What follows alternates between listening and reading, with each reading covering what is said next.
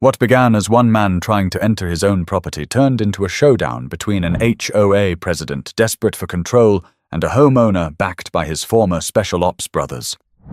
The sound of tires crunching over the gravel driveway should have been the first satisfying moment of homecoming for Gregory Holt, a 42-year-old real estate developer who had just closed on the kind of property most people only dream about. But as his black Escalade slowed at the gate of his new mansion on the northern edge of Dallas, something instantly felt wrong. The gate wasn't opening. It wasn't even moving. Instead, 3 figures stood planted directly in front of it, blocking his way in. At the center was a woman who looked like she owned the entire block. Mid-50s, blonde hair perfectly sculpted into a helmet of control, navy suit jacket that screamed authority. Sandra Whitfield, president of the Homeowners Association, the type of leader people in the neighborhood tolerated but never truly liked. To her right and left stood 2 men in polo shirts and khakis, the kind of enforcers who normally issued warnings about trash cans left on the curb too long. But here they were, standing shoulder to shoulder, like Gregory was some kind of intruder. Gregory rolled down his window halfway, trying to process what was happening. "What's going on here?" His tone was calm, but sharp enough to cut through the warm Texas air. Sandra crossed her arms. "This community has strict standards. We don't let just anyone through these gates. I'll need proof of ownership before you set 1 tire past this point." Gregory blinked, caught off guard. He had the closing papers sitting in his briefcase on the passenger seat, but something about her delivery felt less like protocol and more like a personal test. "I just signed the papers yesterday," he replied. "This is my property, my gate, my driveway." Her lips curled into the faintest smirk. "You'll understand if I'm skeptical. We don't usually see people like you buying homes here." The sentence landed heavier than the Texas humidity. Gregory stared at her, eyes narrowing, but before he could respond, one of the men stepped forward. "Look, sir, we can stand here all day, or you can show us documents. Rules are rules." Gregory leaned back in his seat, exhaling slowly. He wasn't new to confrontation. Years of high-stakes deals, contractors trying to outmaneuver him, city councils throwing up roadblocks. He'd seen it all. But this wasn't about paperwork. This was about control, about power. From across the cul-de-sac, neighbors were starting to peek out from behind their manicured hedges. A mother tugged her son back inside as he pointed curiously toward the gate. Another neighbor lifted his phone, already recording. The air carried that prickly tension that spreads when people know they're watching something they shouldn't, but can't look away from. Gregory unbuckled his seatbelt, pushed open the door, and stepped out of the Escalade. Standing 6'2", broad-shouldered, his presence shifted the tone of the standoff. He didn't need to puff his chest or raise his voice. His silence alone made the 2 men shift uneasily on their feet. "I've got nothing to prove to you," he said evenly. "But let's make this simple. You want to see papers? Fine. I'll show them. But remember this moment. Because when I walk through that gate, it'll be as the rightful owner of this home." He turned back toward the car, but Sandra's voice lashed out again. "Don't play the victim here, Mr. Holt. Our community has a reputation to protect. We've worked too hard to keep standards high." Gregory froze mid-step and looked over his shoulder. His eyes met hers with a sharp steadiness that made even the enforcers glance at the ground. "Standards?" he repeated slowly. "Or prejudices?" The words cut through the quiet street.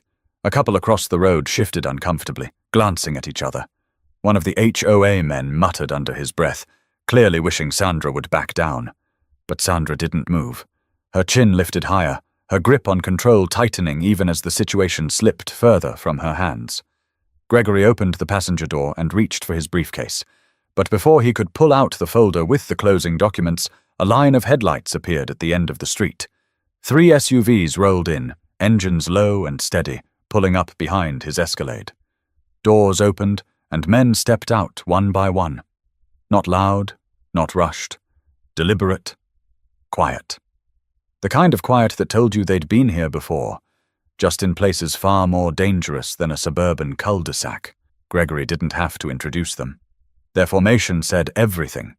These weren't just old friends. These were his brothers from special operations, men he'd served with overseas, men who'd seen the worst of humanity. Sandra's smirk faltered. The two enforcers shifted again, suddenly realizing they were no longer the ones in control. Neighbors leaned further out of their doorways, phones raised higher. The mood at the gate had shifted in a single moment, but the real confrontation was only beginning. Gregory didn't speak right away. He didn't need to. The men standing behind him, broad shoulders, sharp eyes, steady stances, were the kind of presence that made even the boldest second-guess themselves. They weren't dressed for intimidation. Jeans, plain t-shirts, sneakers. But their composure carried a weight the two HOA enforcers could never match. Sandra swallowed hard but forced her chin higher, refusing to look rattled. She addressed Gregory directly, though her eyes flicked nervously toward the men. "Mr. Holt, I don't know who these people are, but this is a private matter between you and the HOA.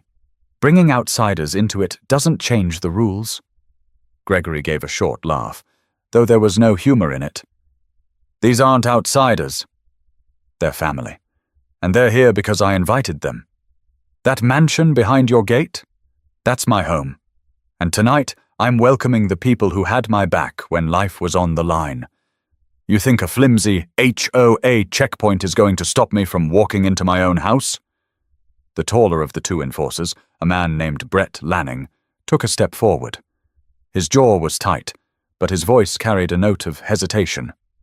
"Look, sir, let's just keep this civil. If you've got proof of ownership, let's see it. Then we'll get out of your way. No harm done." But Sandra snapped her head toward him. "No, Brett. This isn't just about papers. This is about protecting our community. If we start letting anyone who claims they own property drive through, what do you think happens next?" The smaller enforcer, Neil Foster, shifted uncomfortably, his hands gripping the strap of his clipboard like it was a lifeline. He muttered, "He literally has the keys. I mean, look at his car." "That's not a rental." Sandra glared at him, shutting him down with a single look. Gregory's patience thinned. He pulled the leather briefcase from the Escalade and snapped it open. Inside, neatly stacked, were the papers from the closing, every signature, every notarized page, every seal of approval from the county courthouse. He pulled out the top document and held it high enough for Sandra to see. "This is the deed," he said. "Signed yesterday afternoon at the Tarrant County Clerk's office. You want to scrutinize it? Fine. But you've got 30 seconds before I put it away. Roll through this gate and call the sheriff if you keep standing in the way." For the first time, Sandra hesitated. Her hands twitched at her sides, itching to snatch the paper, but unwilling to reach for it under the watchful stares of Gregory's crew. Behind her, neighbors were openly filming now. A teenager on a bike coasted to a stop at the edge of the driveway, whispering to a friend, "Dude, this is crazy." Gregory's men didn't move. They didn't have to.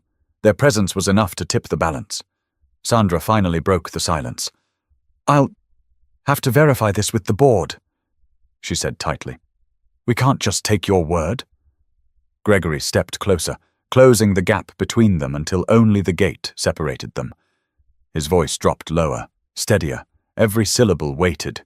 "You're not hearing me. I'm not asking for permission. I'm telling you this.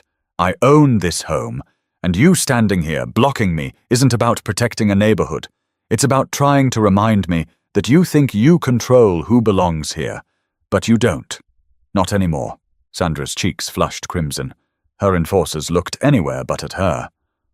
Brett shifted his stance, clearly wishing he was somewhere else. Neil actually took a step back, muttering something that sounded suspiciously like an apology. Gregory turned and handed the deed back into his briefcase. He wasn't going to let Sandra handle it, not with her track record of twisting situations to her favor. He snapped the case shut with a sharp click that echoed louder than expected.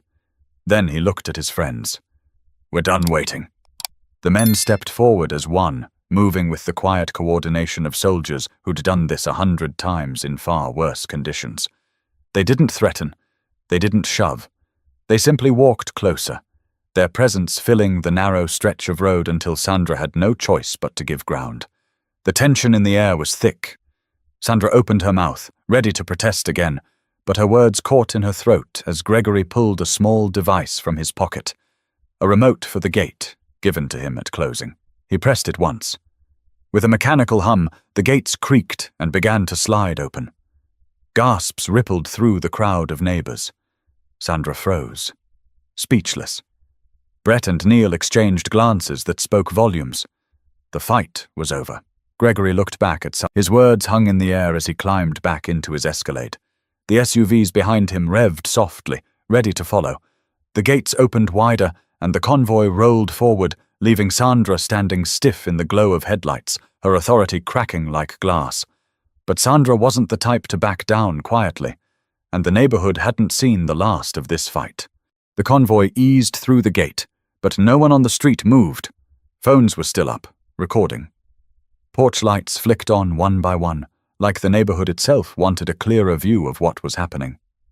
The sound of Gregory's Escalade rolling up the driveway should have marked the end of the confrontation. Instead, it only deepened the divide. Some neighbors whispered about how unfair the HOA had been, while others muttered that Sandra had every right to enforce standards. Sandra stayed frozen by the gate, her arms stiff at her sides. Brett and Neil flanked her, though both looked like they'd rather vanish into the pavement. Brett finally broke the silence. "You saw the papers." He had the remote. "That should be enough." Sandra, her eyes snapped to him, cold and sharp. "Don't second-guess me." Not in front of them. She motioned toward the handful of neighbors still gathered. Neil shifted, his clipboard now hanging limply at his side. He wasn't lying. "You felt it, didn't you? That wasn't some guy sneaking in. He belongs here." Sandra didn't respond.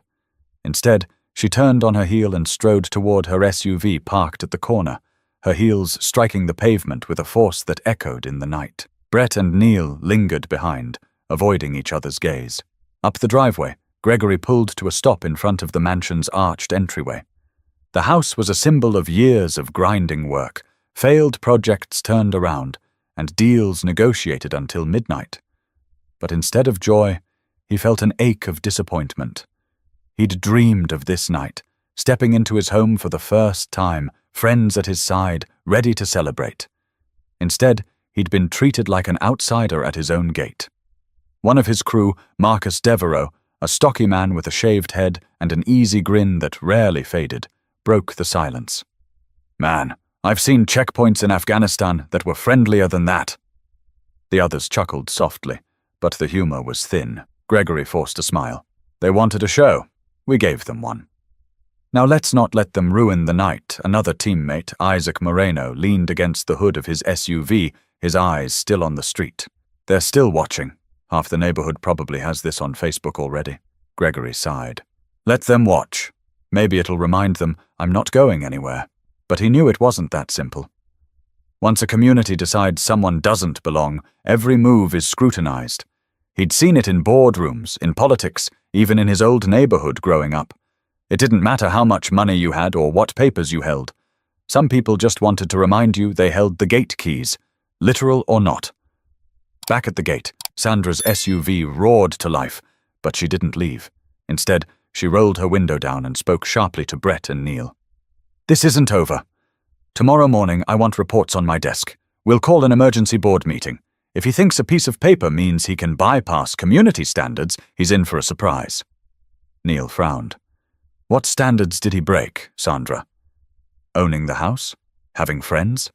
Her lips pressed thin. "You don't understand how these things work. If we lose control now, we'll never get it back." Brett ran a hand over his face, weariness settling in. "Control? Or pride?" Sandra didn't answer. She hit the gas and sped off down the street, her taillights vanishing into the dark. Inside the mansion, Gregory's men followed him through the double doors into a wide foyer with marble floors and high ceilings. The place smelled of fresh paint and polished wood, untouched by life until now. Normally, it would have been awe-inspiring. Instead, the silence felt heavy. Isaac set down a bottle of bourbon he'd brought as a gift. "We came to celebrate, brother. Not to sit here and stew over some HOA queen. Let's raise a glass." At least Gregory managed a real smile this time.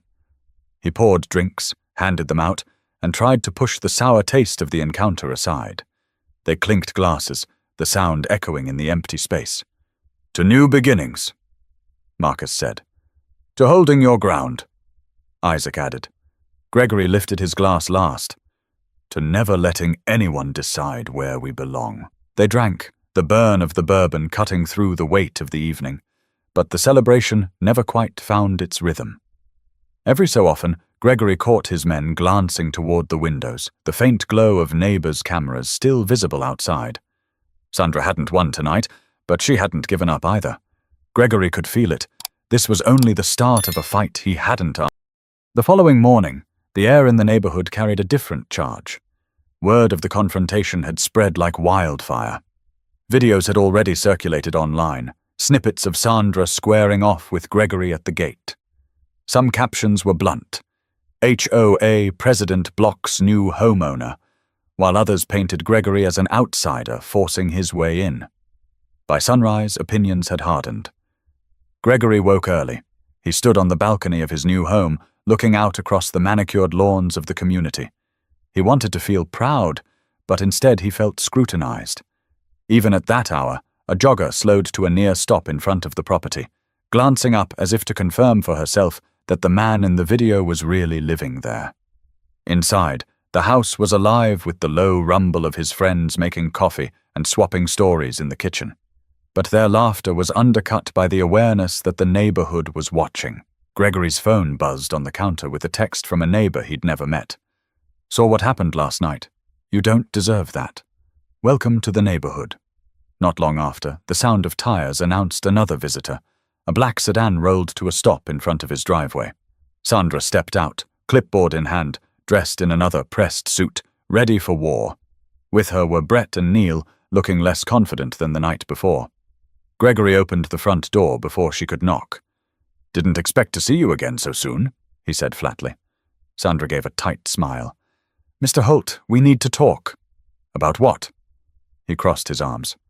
"I showed you the deed. That gate opened. End of story." She ignored his tone and stepped onto the porch. "The board met this morning.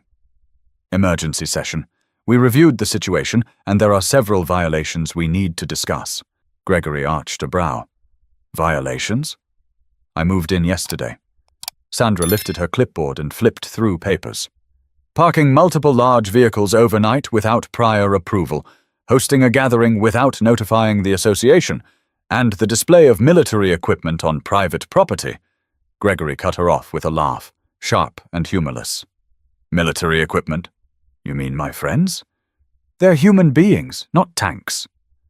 Behind him, Marcus and Isaac appeared in the doorway, mugs of coffee in hand. Marcus spoke first. "You trying to regulate how many friends a man can have over?" Sandra's composure slipped, but she pressed forward. "This isn't personal. These are community standards. They exist for a reason." Gregory stepped closer, lowering his voice. "No, Sandra. This is personal. You didn't question my paperwork because you were worried about standards. You questioned it because you didn't like what you saw when I rolled down that window." Her jaw clenched. She opened her mouth, but Brett interjected quietly. "He's not wrong, Sandra." Neil looked away, muttering, "Feels like we crossed a line." Sandra's eyes flared at both men, but she didn't break. She raised her chin and jabbed a finger at Gregory. "You think you can undermine me in my own neighborhood? I've been president of this association for 10 years. I know every homeowner, every car, every yard that's out of place. People trust me to keep things in order. You think you can walk in here and treat me like the enemy?" Gregory didn't flinch. "I don't think. I know. Because last night, in front of the whole street, you treated me like I didn't belong. You called it standards. Everyone else saw what it really was. The silence that followed was louder than shouting. Neighbors were gathering again, some pretending to water their lawns, others openly filming from the sidewalk." Sandra finally snapped. "You may have won last night, but I'm not finished. The HOA has power, Mr. Holt." Don't forget that Gregory's voice dropped lower, steadier. "And don't you forget this. Power means nothing without respect. You can write up violations all day, but at the end of it, you'll still be the person who tried to stop a man from walking into his own home." The words cut deeper than any insult. Brett shifted uneasily. Neil muttered another apology under his breath. Sandra turned sharply, retreating toward her car, her heels striking the driveway in rapid clicks. Gregory's men lingered in the doorway as he stood on the porch, watching her go. His chest was tight, not from anger, but from exhaustion. He wanted to celebrate his new beginning, yet here he was, locked in a battle he never asked for.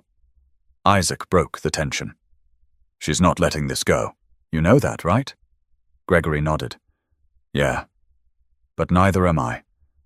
But while Sandra was plotting her next move, Gregory's past, and the people who shared it, were about to remind the neighborhood what loyalty really looked like. The sun dipped low, casting long shadows across the driveways of the neighborhood. Most evenings, this street looked like the cover of a lifestyle magazine. Sprinklers misting over green lawns, porch lights flicking on in perfect rhythm, kids riding bikes until their parents called them in for dinner. But that night, the calm was broken again. Gregory was on the front porch with Marcus and Isaac, going over plans to unpack the last of the moving boxes, when the deep growl of engines rolled down the street. This time, it wasn't just the 3 SUVs from the night before. It was a convoy. 4 trucks, windows down, headlights cutting through the dusk, pulling into the cul-de-sac with the kind of precision that comes from shared history. Out stepped men and women Gregory hadn't seen in months, some in jeans, others in button-downs, but all carrying themselves with that same quiet confidence. Former special ops, all of them, brothers and sisters he'd served with overseas, people who'd lived through fire and chaos and still came home with loyalty stitched into their bones. The first out was Carla Jennings, tall, sharp-eyed, her dark hair tied back. She walked straight up the driveway, pulling Gregory into a hug that spoke louder than words. "Heard you had some trouble at the gate," she said, her voice carrying just enough bite to make Marcus chuckle. "Word travels fast," Gregory replied. "Too fast," Isaac added. "Pretty sure the whole internet's watching now." Behind Carla came Damian Brooks, broad-shouldered, a grin spreading across his face as he spotted Gregory. "Man, you get a mansion, and the welcome wagon is a firing squad." Figures. They all laughed, but it was the kind of laughter that cut tension rather than came from joy. Within minutes, the porch was crowded with familiar faces, old friends reconnecting, swapping quick stories. But their eyes kept drifting toward the street, where neighbors had started gathering again. Some were curious, some were worried. And some, especially those loyal to Sandra, looked outright hostile. It didn't take long before the HOA presence returned. Sandra's silver SUV rolled slowly down the street, headlights off, creeping like a cat ready to pounce. She stopped at the curb in front of Gregory's home and stepped out, her posture stiff, her lips pressed thin. Brett and Neil followed reluctantly, looking even less eager this time. She took in the sight of the porch, nearly a dozen people, all standing shoulder to shoulder with Gregory, and for the first time, her confidence faltered. But she covered it quickly with a raised voice. "This is exactly what I warned the board about," Sandra announced, loud enough for every neighbor to hear. "Excessive vehicles, disruptive gatherings, a threat to the safety and peace of this community." Damien crossed his arms and looked her up and down. "Lady, we're veterans. We've kept people safe on streets a lot more dangerous than this one." Carla stepped forward next, her eyes locked on Sandra's. "You're worried about safety. Maybe start with not blocking people from their own property." Sandra's cheeks flushed red. "You have no authority here." Gregory finally spoke, his voice calm but unshakable. "Neither do you, not anymore. Every one of these people is here because I invited them. They don't need your approval. And the neighbors watching right now? They can see who's really trying to tear this place apart." Brett shuffled uncomfortably, whispering, "Maybe we should go, Sandra." But Sandra wasn't ready to leave. She took a step closer, jabbing her finger toward Gregory. "You think you can rally an army and intimidate your way into respect? This is my neighborhood, my rules. You don't scare me." Carla let out a sharp laugh. "Scare you? Lady, no one here's even raised their voice. You're scared of something else. And it's not us." For a moment, the entire street was silent. Neighbors stopped pretending to water their lawns. Children leaned against their parents, wide-eyed. Even the cicadas seemed to hush. Sandra's face tightened, but she sensed the shift. She wasn't the authority anymore. She was the spectacle. Her words weren't commands. They were desperate, and everyone could see it.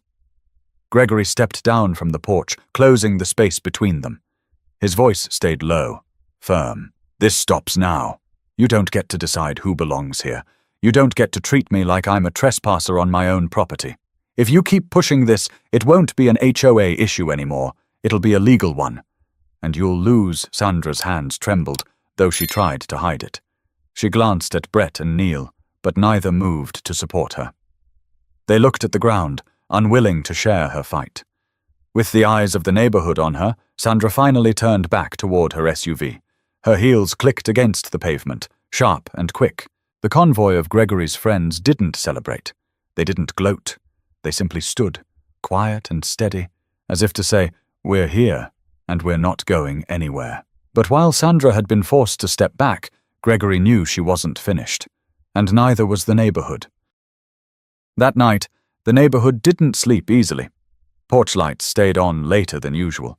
Blinds were tilted just enough for people to peek through, and phones buzzed with messages flying back and forth in private group chats.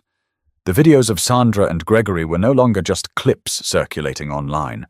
They were the talk of every driveway, kitchen table, and backyard in the community. Some neighbors admitted quietly to their spouses that Sandra had gone too far. Others said Gregory had brought it on himself by arriving with a show of force. But no matter the side, everyone knew something fundamental had shifted. Sandra, the woman who once ran the HOA like her personal kingdom, had been humbled in front of the very people she claimed to represent. The next morning, Gregory drove to a cafe in Plano to clear his head. He needed space away from the mansion and the stairs. Sitting with a cup of black coffee, he scrolled through the flood of online chatter. One video had already cracked 10,000 views, reposted with captions like, "HOA president tries to block new owner," and "Special Ops crew steps in." Some comments praised him for standing tall, while others dripped with cynicism, suggesting he was stirring conflict for attention. He set the phone down, rubbed his temples, and muttered to himself, "Day 2, and I'm already a headline." Back at the neighborhood, Sandra was far from silent. She'd called a handful of loyal residents to her home for what she described as an emergency strategy meeting. Around her polished oak dining table, she laid out printed screenshots of Gregory's deed, clips of the confrontation, and a copy of the HOA bylaws. "Do you see what he's doing?" she said, her voice rising with each word. "He's trying to paint me as the villain. But this isn't about me. It's about protecting the standards we've built here." A neighbor named Trisha Lambert, known for always siding with Sandra at board meetings, nodded quickly.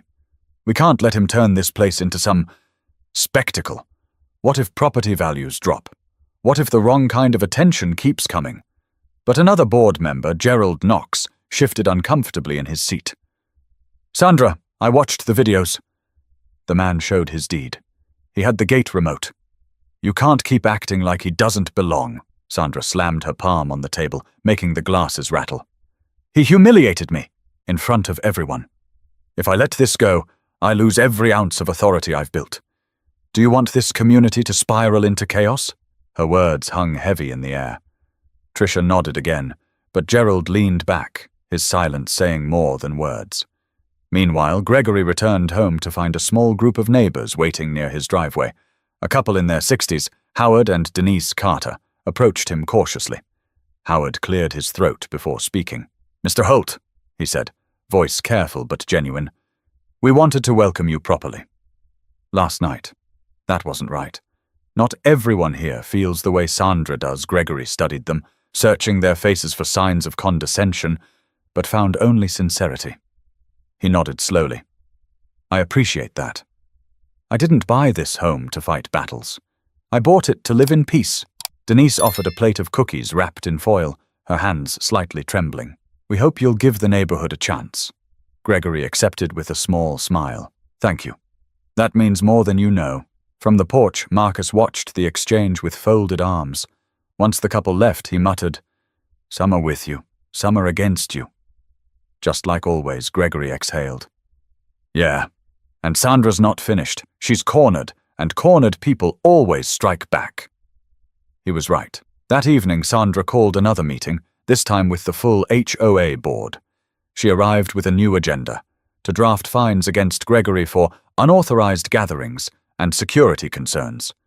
Gerald pushed back immediately. This is personal, Sandra. We all see it.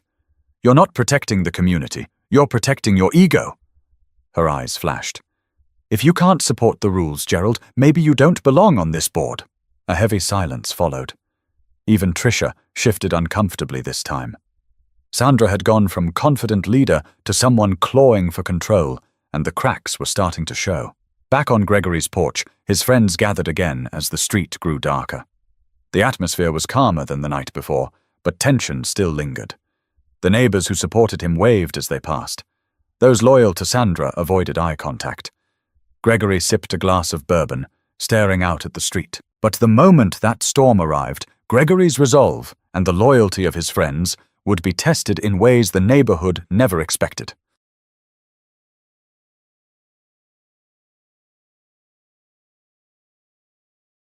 The HOA board meeting wasn't usually the kind of event that drew a crowd. In most neighborhoods, those evenings were dry, filled with talk of landscaping budgets and pool maintenance. But this time, it was different. Word had spread like wildfire that Sandra was calling a special session to address violations. And half the community showed up, some to support her, others to see if Gregory would push back. The meeting took place at the community center, just a block from the mansion. Rows of folding chairs filled the room, and a buzz of conversation lingered in the air. At the front, Sandra sat with her gavel, her face set in stone. Tricia was on her left, Gerald on her right, and the rest of the board fanned out beside them. Gregory didn't come alone. He entered with Marcus, Carla, and Damien, their steady presence drawing more stares than whispers. He wasn't trying to intimidate, but their unity was undeniable. Neighbors leaned over to each other, whispering as the four of them walked down the aisle and took seats in the front row. Sandra slammed her gavel. This meeting is called to order. We have a matter of community concern that requires immediate attention. She launched into her statement, rattling off supposed violations. Unauthorized gathering, parking congestion, disruption of community standards. Each phrase was delivered with rehearsed confidence, as if reading charges in a courtroom. Gregory raised his hand. I'd like to respond. Sandra's eyes narrowed. This is not a debate. This is the board addressing violations. Gerald cleared his throat. Actually, Sandra, he's entitled to respond. That's procedure? Her jaw tightened, but she gestured stiffly. Fine. You may speak. Gregory stood slowly, his frame towering in front of the crowd. His voice wasn't raised, but it carried to the back of the room. Yesterday, I moved into my home. I was met at my own gate by the HOA president and 2 enforcers who blocked me from entering. I showed proof of ownership, and I was still denied. That's not enforcing standards. That's harassment. Gasps rippled through the room. A few neighbors nodded in agreement. Sandra slammed the gavel again. That's a distortion of events. Gregory held up a hand. There are videos. The whole neighborhood saw it. Some of you even filmed it. So let's not pretend it didn't happen. This isn't about cars in a driveway. This is about someone deciding who does and doesn't belong here. The silence that followed was heavy. Neighbors shifted in their seats, uncomfortable. Even Tricia glanced at Sandra, unsure. Damien leaned forward in his chair, his voice cutting through. If this board wants to fine him, then fine us too. We were there. We were the unauthorized gathering. You going to police friendship now? Carla added. You claim this is about safety, but the only unsafe thing I saw was an HOA president standing in front of a man's car, blocking him from his own house. Sandra's voice shook as she fired back. You don't understand how this works. This is about rules, about protecting what we've built here. Gerald finally snapped. Protecting what, Sandra? Property values? Or your pride? Because right now you're dragging this whole neighborhood into a fight no one asked for. The crowd erupted, some clapping, others murmuring in support. Sandra banged her gavel over and over, but her authority was slipping with every strike. Gregory looked directly at her. I didn't move here to fight. I moved here to live, to work, to build a life. You made it personal when you stood at my gate, and I'm telling you right now, it stops. Today Sandra's lips trembled, but she held her ground. You think you can shame me into silence? You think you can parade your friends around until I back down? I've been president for 10 years, and I don't bow to intimidation. Gregory's response was steady, quiet, almost disarming. I'm not asking you to bow. I'm asking you to do the job you claim to love. Protect this neighborhood. That means protecting everyone in it, even me. The room was silent. Neighbors looked between Sandra and Gregory, weighing every word. The tension cracked when an older woman in the back, Martha Higgins, spoke up. Enough, Sandra. He owns that house. He belongs here. Let it go before you tear this community apart.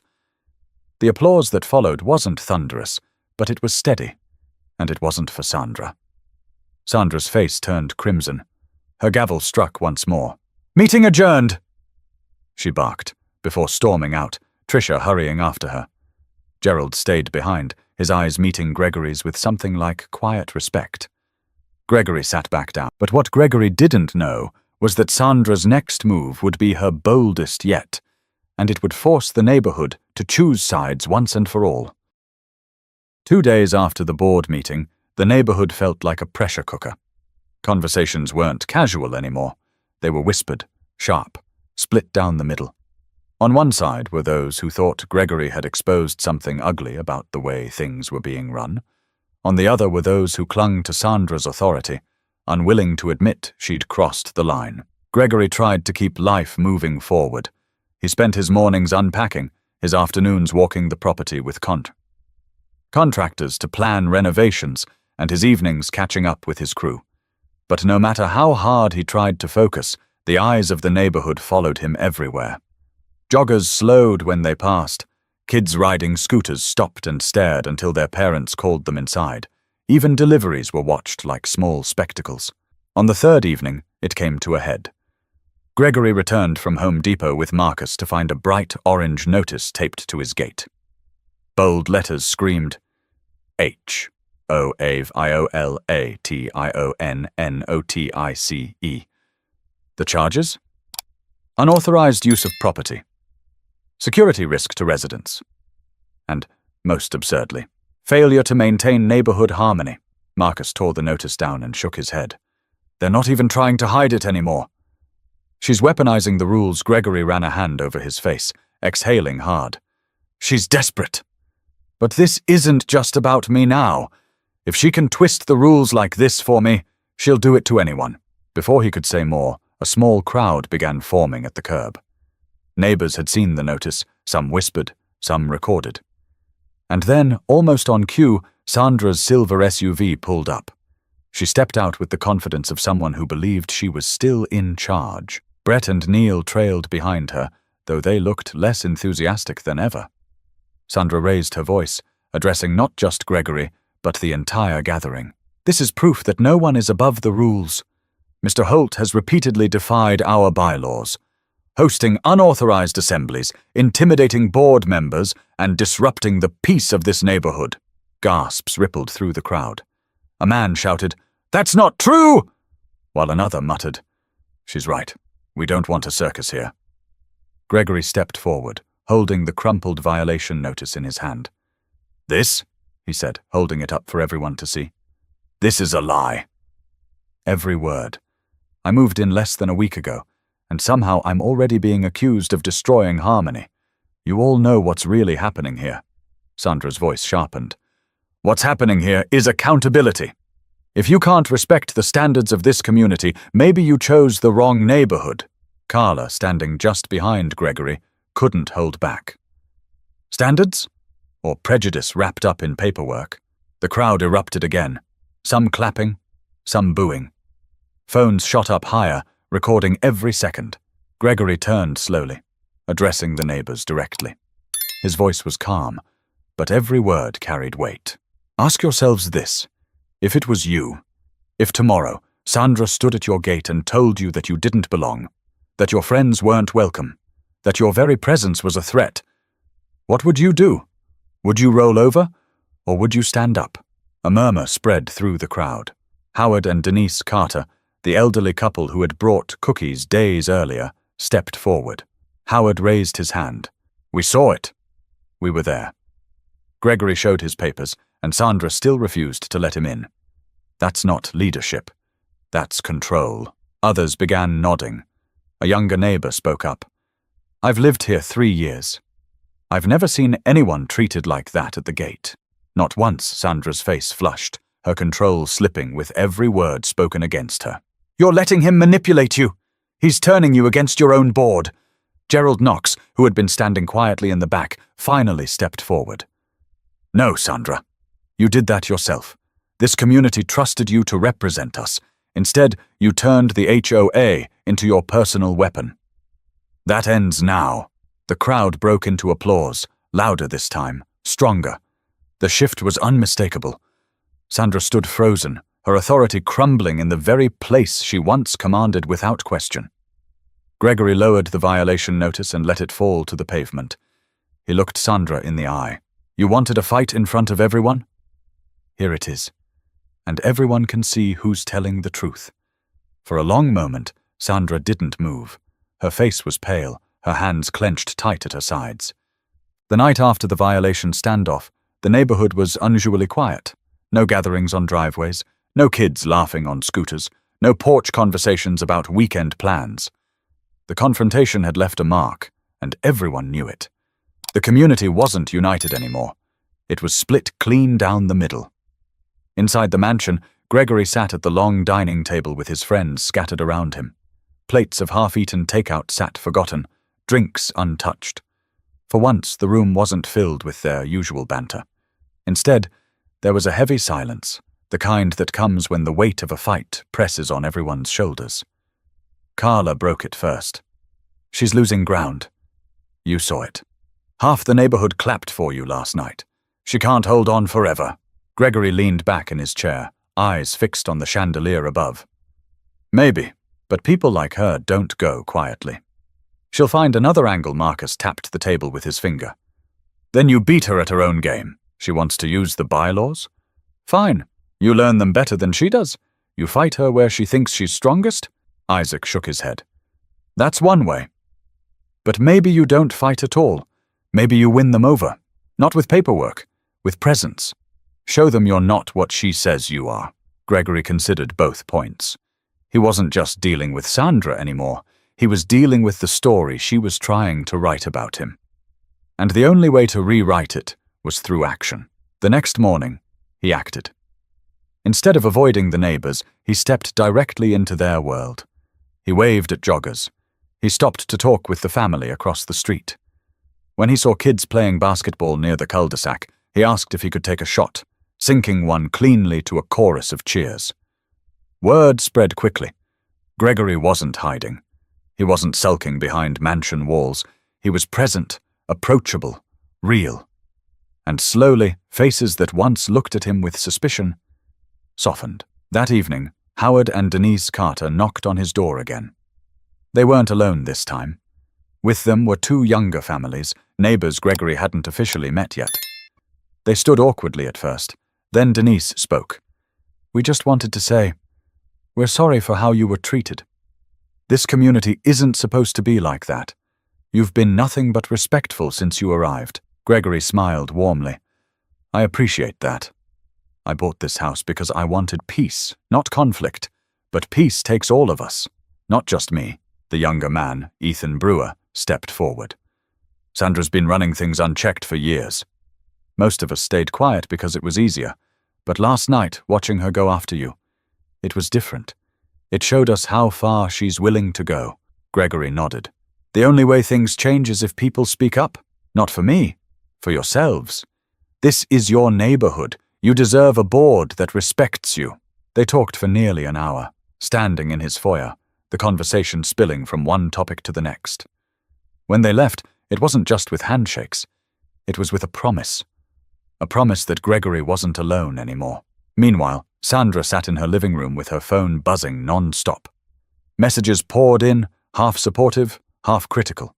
Videos from the confrontation had spread even further. Some residents were openly questioning her leadership in the HOA group chat. Gerald had even called for a vote of no confidence at the next meeting. For the first time in 10 years, Sandra felt her grip slipping, and she hated it. Back at the mansion, Gregory and his crew stood outside on the porch, the Texas night warm and still. He looked around at the faces of his old friends, people who'd fought beside him in deserts and mountains, who'd never let him down. "This isn't about a house anymore," Gregory said quietly. "It's about respect, about reminding people that no one has the right to decide who belongs and who doesn't." Marcus raised his glass. "To belonging," Carla added. "To standing your ground." Gregory lifted his own.